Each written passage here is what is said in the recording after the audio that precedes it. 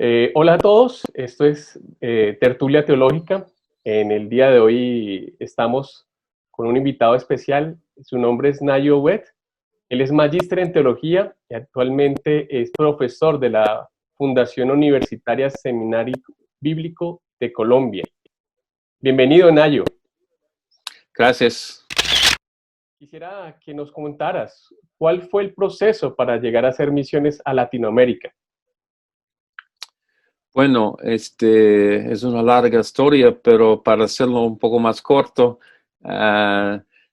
yo sentí que el Señor me estaba llamando a hacer misiones a partir de los 11 años de edad. Y cuando me encontré con mi futura esposa, Richelle, ella no tenía interés en esto, pero Dios trató con su corazón aparte y al final nos quedamos en visitar a América Latina, al Ecuador, durante 3 meses, y durante ese tiempo allá él confirmó que América Latina fue el lugar para nosotros para poder apoyar a la iglesia.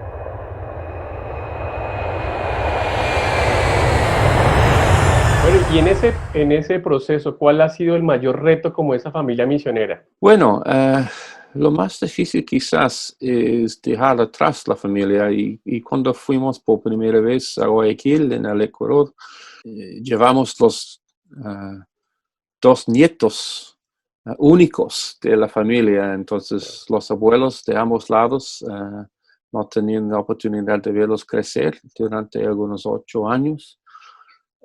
Y ese fue difícil. ¿A qué edad llegaron los chicos a Ecuador y qué edad tenías tú y Rachel cuando llegaron a Ecuador? Los hijos, Caleb, el mayor, tenía 3 añitos y Isaac, el menor, tenía nomás 1 añito. Nosotros, no sé, creo que estuvimos en los primeros años de los 30. Sí. El idioma, tiene que decir, es que llegamos al Ecuador casi sin poder hablar en el español. Quizás podríamos contar hasta 100 y decir hola y mi nombre es Nigel y dónde está el baño, nada más. Pero la misión nuestra nos dio 1 año entero para aprendizaje del idioma y usamos un método muy sencillo de ir a la calle y conversar con personas con el poco del idioma que tuvimos y con la ayuda de una persona cualquiera para ayudarnos a aprender un poco más cada día. Y ese nos ayudó mucho. Y realmente la calle fue nuestra aula de estudio en cuanto al idioma. ¿En qué año llegaste a Ecuador y qué era lo más difícil en ese momento que se vivía en Ecuador? En 1998.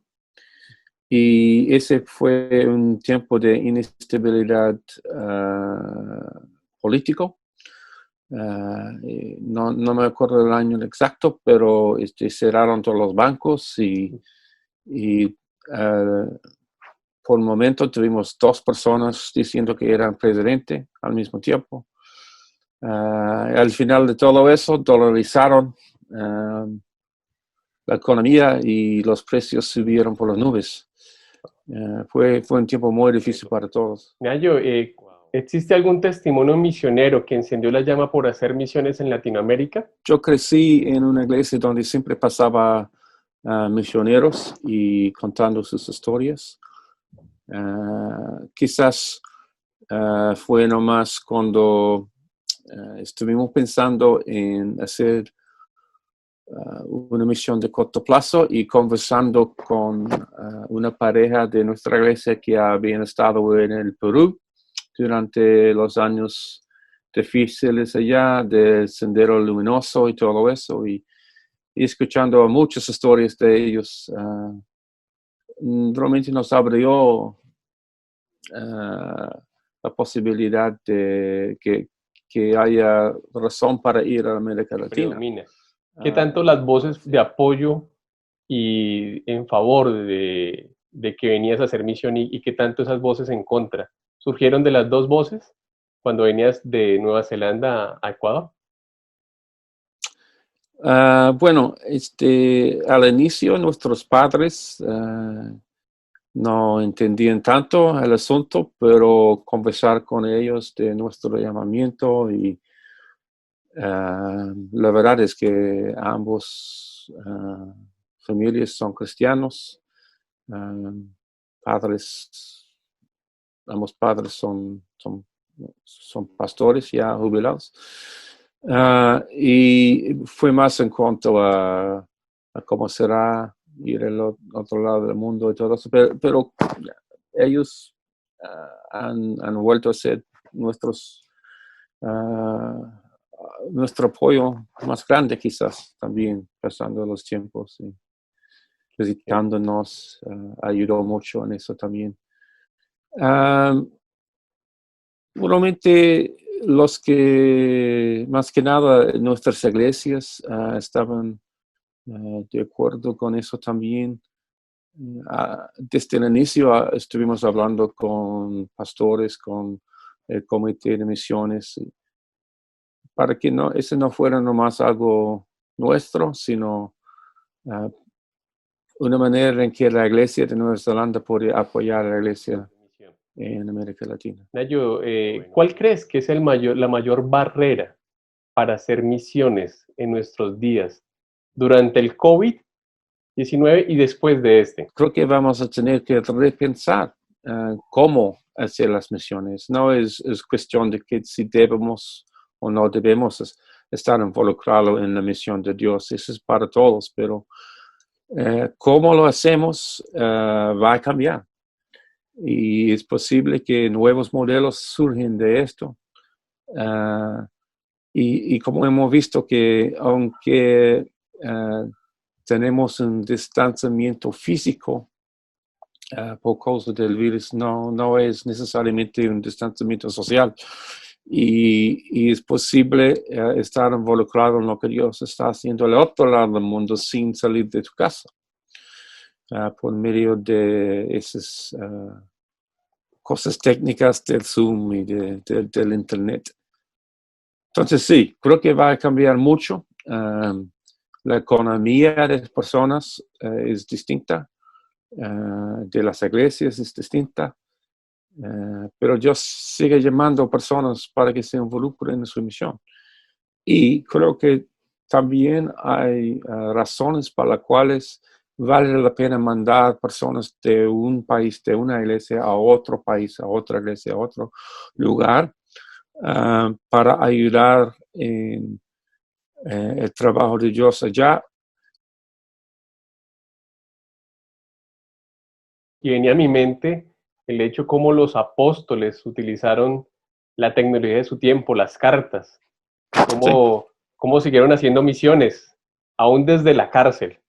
Y creo que eso nos anima a pensar en cómo usar todos estos medios que nos acercan, pero sin olvidar que somos seres humanos que necesitamos también una interacción cercana, el abrazo y bueno. Tenemos en la iglesia latinoamericana una vitalidad, una fuerza, un avivamiento, señales de vida, para decirse, que quizás no se vea tanto en muchas iglesias en el oeste. Entonces, creo que esa pasión para Cristo, esa pasión para ayudar a las personas se encuentran con Cristo, es algo que trae la iglesia latinoamericana a las misiones. Hemos estado en Colombia durante 3 años y he conversado con muchas personas que están saliendo en las misiones. Y ver no solamente su llamado, pero también su pasión para Cristo. Es muy, muy animador para nosotros. Y creo que eso es más que nada una buena relación con Cristo, una pasión para llegar al mundo con el mensaje de Jesús. Es lo que viene de la iglesia en América Latina. Hablando quizás más sociológicamente, hay países en los cuales es muy difícil para alguien con cara como la mía puede entrar con el Evangelio, pero quizás es más fácil para personas de América Latina, especialmente hablando de los países musulmanes, del Medio Oriente. Hay una misión que tiene el lema algo como ellos son como tú, y que no es solamente el aspecto físico, sino la cultura. Latinoamérica es muy semejante a muchas culturas en el Medio Oriente, donde hay muchas personas que no conocen a Cristo. Quizás han escuchado de Isa, de Jesucristo, pero como un profeta nomás, y no lo conocen como su Señor y Salvador.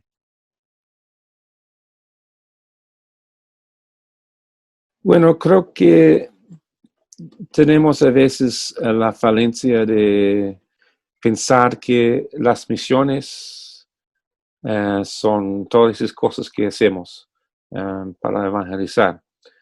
Y un teólogo, Christopher Wright,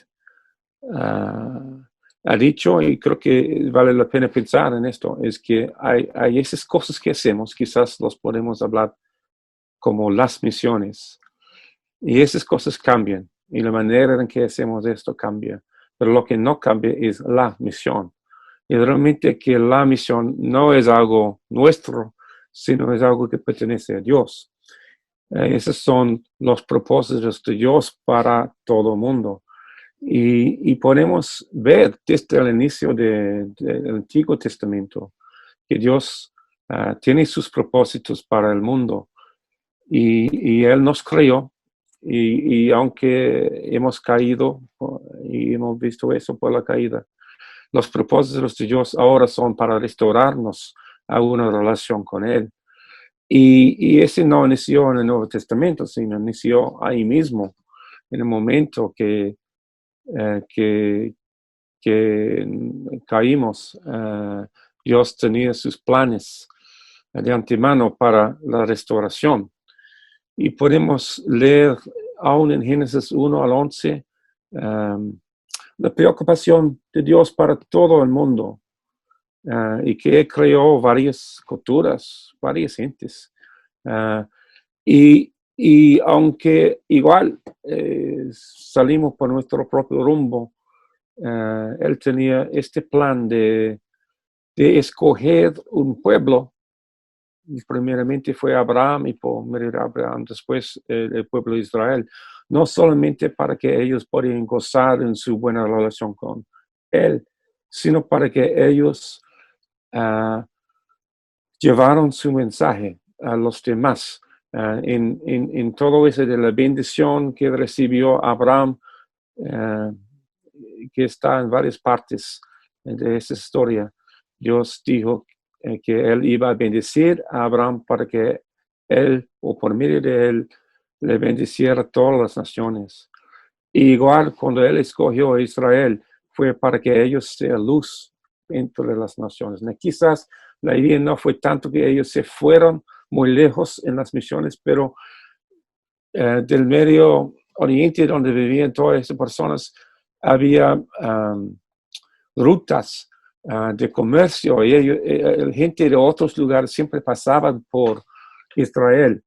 Y la idea fue en ese tiempo que ellos más que nada sean luz, que la gente pasando por esas rutas de comercio podían ver una diferencia del pueblo de Dios. Entonces quizás no cayeron ellos en desobediencia de no ir, sino de no ser como debería ser el pueblo de Dios. Y en los profetas, en los salmos podemos ver ese idea de Dios, que Él nunca se olvidó de todo el mundo. Él quería y quiere que todo el mundo conozca las buenas nuevas. Entonces, cuando llegamos en la historia de un Mesías para Israel, Jesús se dio cuenta que Él no solamente iba a ser Mesías para una nación, sino que Él iba a ser el que murió y volvió a la vida para ser Señor y Salvador de todos. Bueno, esta parte nos lleva a ver que desde el inicio, ¿no? Un Dios que es multicultural, un Dios que se Sí. relaciona con varias culturas y que anhela que más lo conozcan.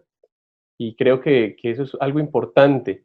Ahora, ¿cómo este pueblo que tal vez no fue plenamente esa luz en medio de esas rutas, como tú lo mencionas, de estos otros grupos, qué nos reta esto a nosotros hoy? ¿Qué podríamos nosotros hoy como iglesia del siglo XXI ver a través de la obra misionera que tal vez no se hizo a plenitud por parte del pueblo de Israel, pero que el Señor sí nos envía hoy a hacer?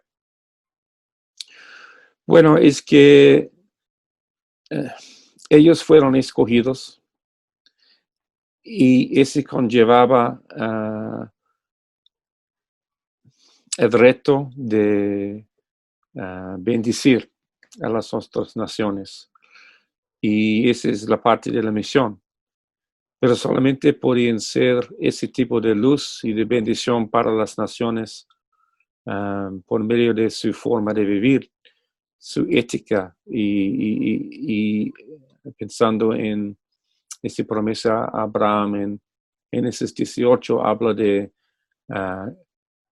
enseñar su pueblo en los caminos del Señor. Y creo que hoy en día esas tres cosas van juntos. Que gozamos de ser escogidos de Dios, que ya tenemos la salvación por medio de lo que hizo Jesucristo. Pero también Pedro habla de algo semejante, y que somos una nación santa, un pueblo escogido. Y en ese versículo hay un para. Y ese para es para que podamos difundir esa historia que hemos llegado a la luz desde las tinieblas. Entonces es igual, es tener una relación íntima con Dios por medio de Jesús, vivir de una manera que enseñe que somos hijos de Dios, una manera de amor, una manera de ética, y que pronunciamos, que proclamamos esas buenas nuevas. Esas tres cosas van juntos.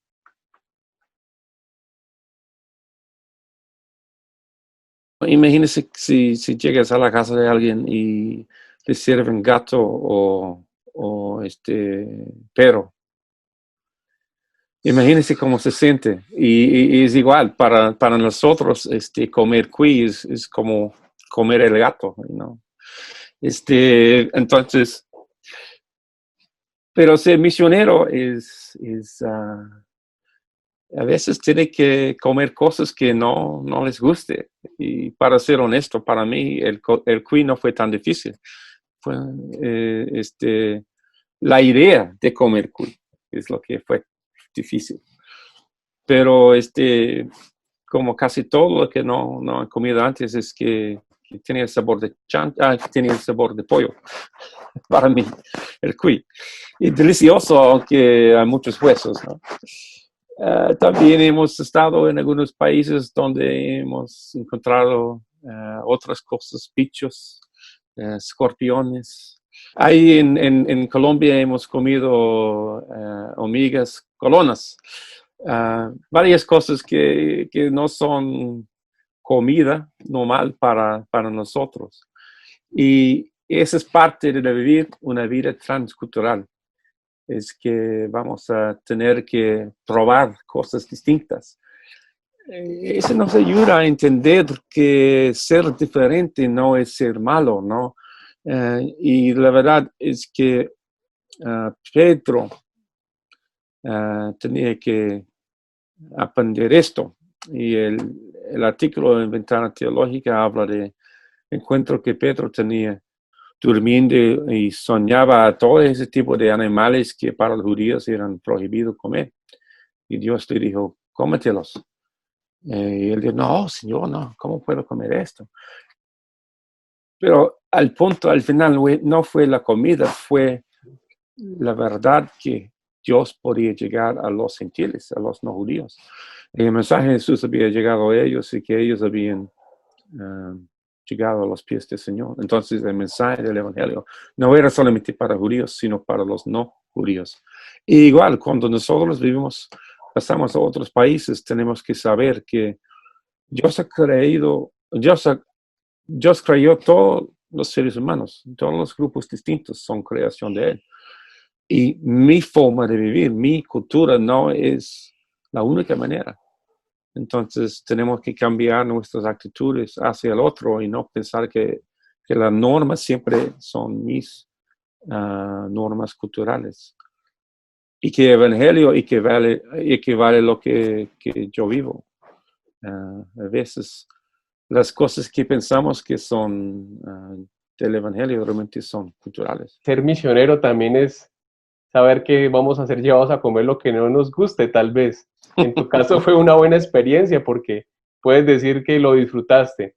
Si hay alguna de las cosas que me cuesta a mí pensar en la misión transcultural es el estómago.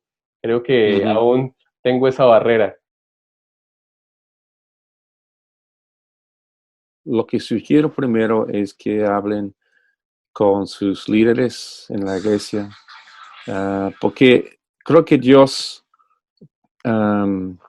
usa el pueblo de Dios, no solamente individuales. Y si uno va de un lado del mundo al otro lado del mundo, realmente es la iglesia entera que está participando en las misiones. Es muy importante que no sea solamente algo que ya personal de ese sentido. Uno podría ver también en las escrituras que fue la iglesia que nombró a Saúl y Bernabé para que se fueran en las misiones con la ayuda del Espíritu Santo. Entonces es muy necesario el consejo de la iglesia en cuanto a eso. También, si uno piensa que va a ser más fácil predicar el Evangelio en otro país o ser misionero en otro país, no es así. Es que si yo no estoy involucrado ahora en lo que Dios está haciendo a mi alrededor, ¿cómo podré yo hacerlo en otro lugar donde la vida es más difícil para uno, siendo un lugar distinto? Bueno, en cuanto a preparación, vale la pena estudiar acerca del lugar donde va, cómo es la cultura. Vale pensar que uno va a llegar no solamente como un saberlo todo, sino es bueno llegar como una persona que quiere aprender. Y ese proceso de aprender un nuevo idioma ayuda en eso. Uno va como estudiante del idioma. No entra con la persona que sabe todo. Porque Dios ya está ahí. Aun cuando no hay creyentes en un lugar, Dios está ahí, Él está en todo el mundo. Y podemos aprender de las personas allá. Y poco a poco, cuando tenemos voz en su idioma, podemos tener voz para poder compartir lo que Dios nos ha dicho a nosotros, para que compartiéramos. Es un honor ser misionero. Sí, es difícil a veces, pero también uno va a experimentar cosas que nunca pensara que iba a experimentar. Y es súper chévere ser misionero, aunque sea difícil. Y cuesta. Creo que ir a un nuevo país y adaptarse allá a la cultura es difícil, pero lo más difícil es volver a tu propia cultura. Uno piensa que ya está volviendo a casa, pero no es así. Si uno está fuera de su país un tiempo, es como que la cultura ha desarrollado en tu país y tú has cambiado también. Así que aunque lleguen a tener cero de distancia física, hay un distanciamiento social. En cómo tú manejas tu vida y cómo está la vida en tu propio país donde existe. Entonces, creo que vale la pena saber esto para no caer en la trampa de pensar que todo va a ser igual cuando llegue a casa después de estar involucrado en la misión de Dios en otros países. Quizás es lo más importante, creo, para uno.